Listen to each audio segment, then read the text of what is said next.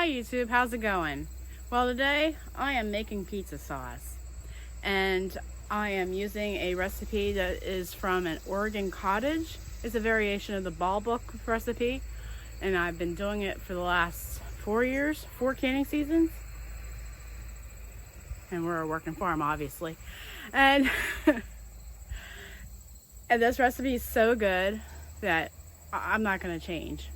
Because, you know, some recipes I get bored. No, not this one. And everybody's had my pizza, loves the sauce, they even compliment on it and how fragrant it is. And when people ask for pizza sauces in canning groups, I definitely send them the link to this recipe. And if I'm not on Sutton Stays Friends, my friend Molly is right there to say, hey, check out this recipe from Leanne. What the first thing you always want to do when you can is reread your recipe.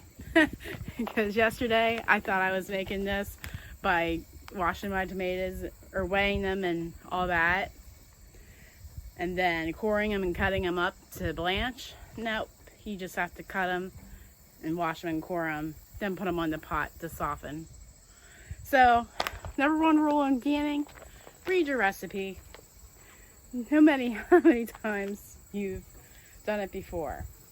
Alright, these instructions are for either fresh tomatoes or frozen tomatoes.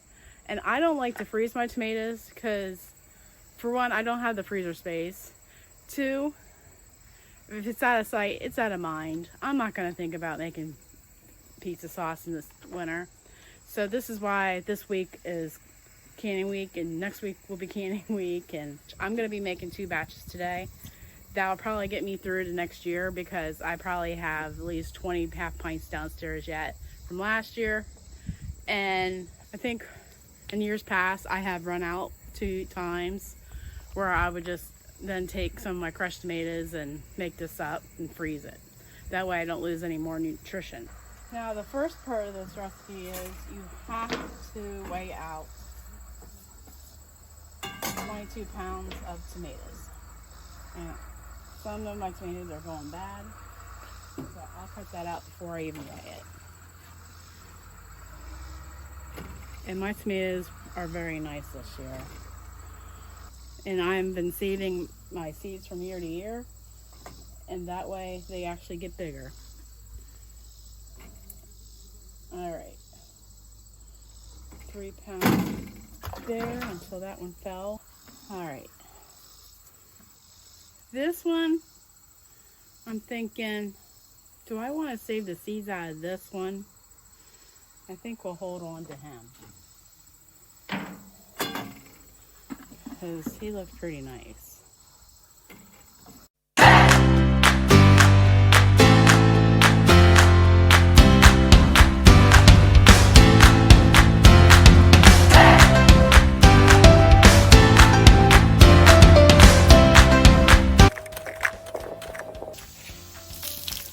Alright, so we're going to wash our tomatoes,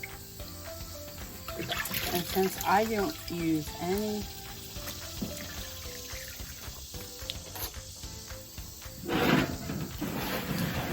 pesticides, I'm just trying to get the mud off. Alright, so we're just pouring and maybe quartering to the size of my tomatoes.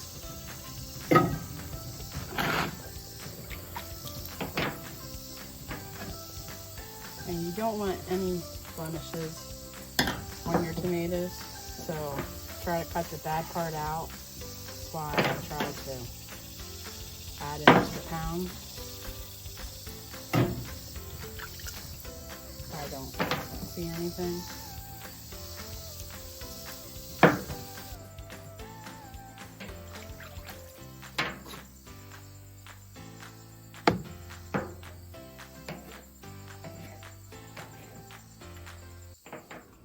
Okay, so now we got to come inside because it was dripping wet, sweating out there. But I love how I have less of a mess in here. So we're gently heating this up to get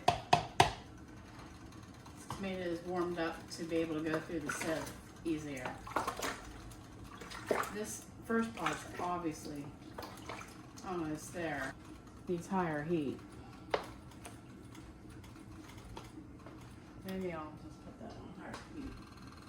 Well, we're gonna let this cook for maybe another half hour. Then we'll put it through the sieve.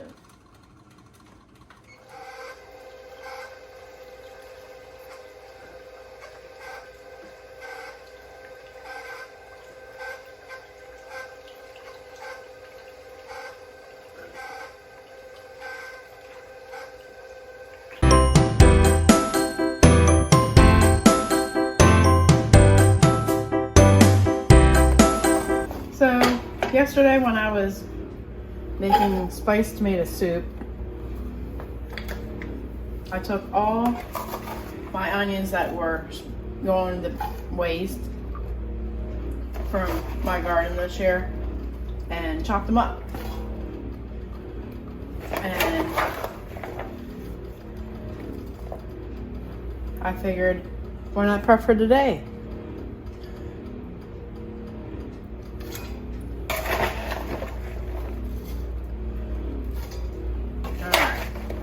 So each batch needs 3 cups of onions.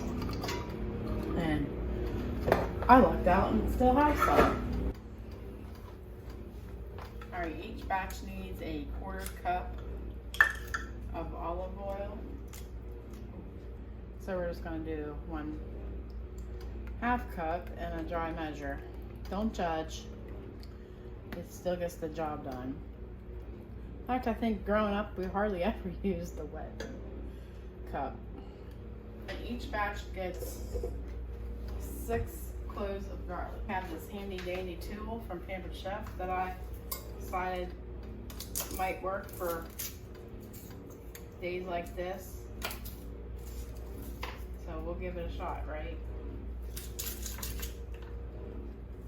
Oh, they peeled it. Alright. It said you can put 2 in at the same time. Wow. That almost came off. We'll give that one the benefit of that one. This is one of the few times I'll get out my $4 Walmart special food processor.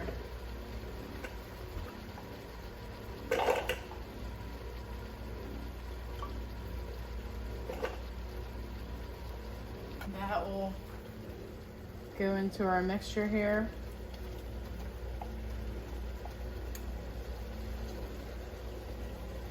It'll take about 10 minutes to soften up here.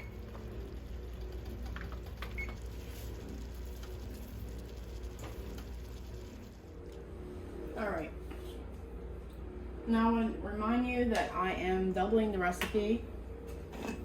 So what I put in here, this is my homegrown basil. So I want 4 tablespoons of this. Add oregano that I've dried myself, and we just need 2 total.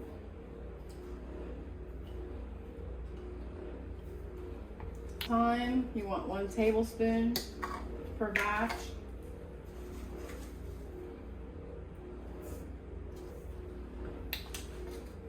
I used to grow thyme, but it takes a lot of time to grow thyme and dry it. I even have one of those herb strippers. It still doesn't help. Alright, then we need 1 tablespoon per batch of black pepper, which I grind myself because it's a whole lot more flavor. Alright. Then you need a tablespoon of sugar, or it does say you can add honey.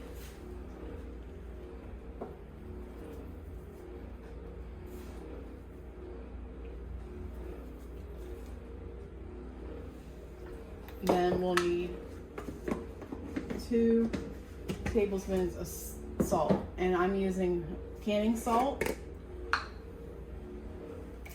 You can use sea salt or Himalayan pink salt or kosher salt, but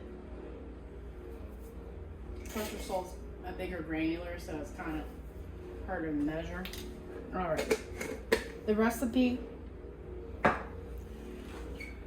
does call for red pepper flakes, and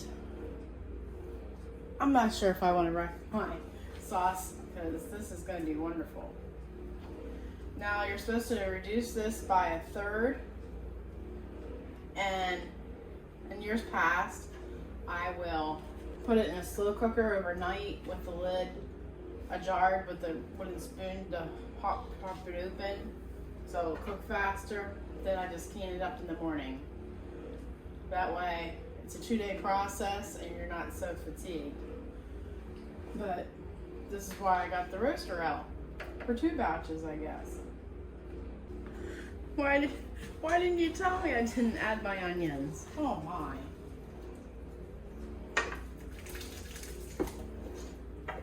I turned around and they were right there, smacking me in the face.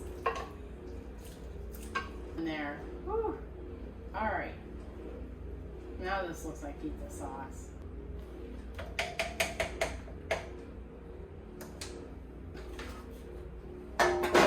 Okay, it is now the next day. What I did was put this at 400 degrees with the lid half open on it for about 6 hours. Then I decided to turn it up to 425 until I went to bed. Then I put it on low, and now it's probably reduced by half, which is probably a little thicker than it'll be needed, but it won't be too bad. And it is, go over what we need to do. We need to, for a pint-sized jar, you put a tablespoon of lemon juice in before you pour your sauce. Then we're gonna have a 1/2 inch headspace. I'm gonna do a couple pints, then the rest in half pints. Duh. I use a topping for meatloaf.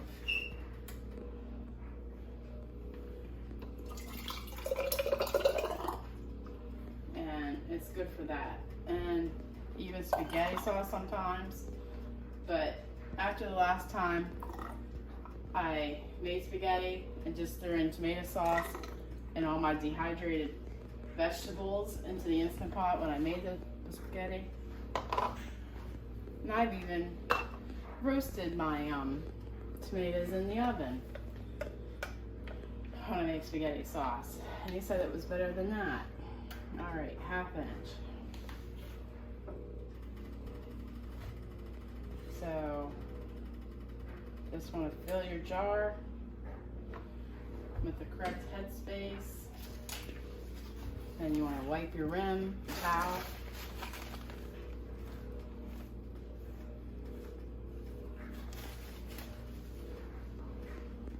Then you want to put a clean wash lid on there. I wash mine in soapy water for a quick second and rinse them off. And then we're going to put it in the bath water with all the happy jars. I have to mention why I do 1/2 pint jars, because it is enough for one. Be done in 11 seconds here. Then I have another canner. It's going to be another 12.5 minutes here. Then I got that to go in. So, all right. When the timer goes off, you want to turn your timer off, of course. Turn your burner off and let it sit for 5 minutes after you take your lid off. All right, time is up. And you want to let those drain off the water. And when I first started canning, I would tip the jar over, not realizing that that was a no-no. Because you might have food come out of that lid because the ring's not tight anymore. All right, I think it's safe to take them out then.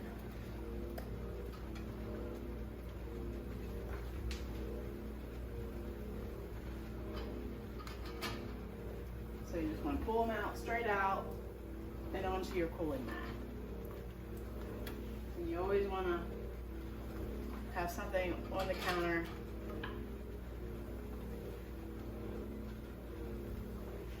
to put them on. You don't want to put them straight onto your counter, especially if you have cold granite. Well, you've made it to the end of the video, and I do thank you for watching it the whole way through. It does help my channel. And if you would kindly give it a like, thumbs up, and subscribe to the channel and share with your friends. Until the next one, God bless.